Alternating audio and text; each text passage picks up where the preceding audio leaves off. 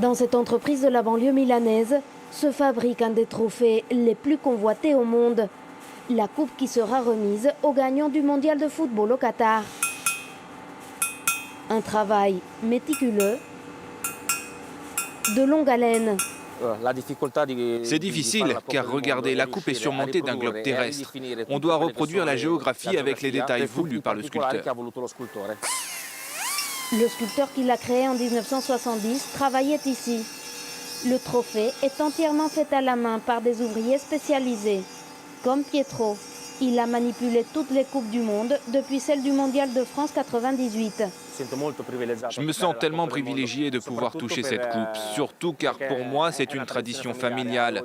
Mon père travaillait dans cette usine et après le savoir-faire est passé de père en fils. Le processus de fabrication est ancien, complètement artisanal et implique le travail d'une dizaine de personnes.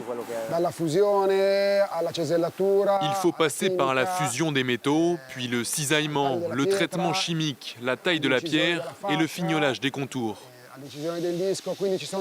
Il y a toute une série d'étapes à suivre et pour réussir, il faut agir en équipe, comme une équipe de football. Dernière étape, un traitement chimique pour enlever les impuretés. Et le bain d'or, 24 carats. Ici, il y a des ondes électromagnétiques qui vont coller les particules d'or sur la coupe. On peut faire 3 ou 4 bains d'or en fonction de la couleur de la coupe. Les gagnants reçoivent la copie plaquée or, car le trophée original en or massif n'est utilisé que pour la cérémonie de remise des prix.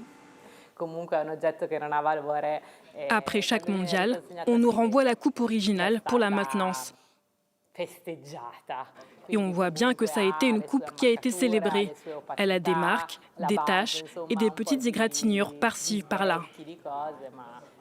50 ans après sa création, la Coupe du Monde n'a pas pris une ride et attend impatiente de voir qui la brandira au Qatar le 18 décembre prochain.